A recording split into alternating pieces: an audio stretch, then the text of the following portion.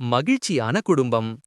அரவிந்த், பிரியா மற்றும் அவர்களின் மகள் அக்ஷிதா அடங்கிய அழகான குடும்பம் ஒரு காலத்தில் அன்பால் நிறைந்திருந்தது.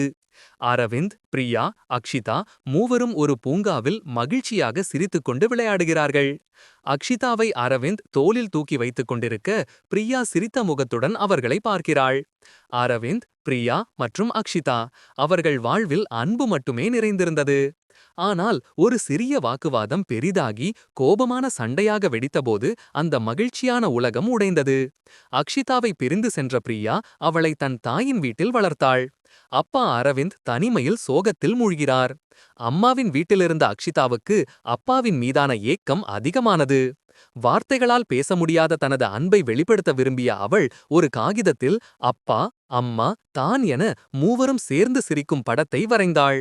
ஒரு நாள் மதிய உணவு இடைவேளையில் பூங்காவில் தனியாக அமர்ந்திருந்த அப்பாவை சந்தித்த அக்ஷிதா அந்த அன்பின் பாலமான படத்தை கொடுத்தாள். மகளின் பாசமான படத்தைக் கண்டு அரவிந்தின் இதயம் உருகியது.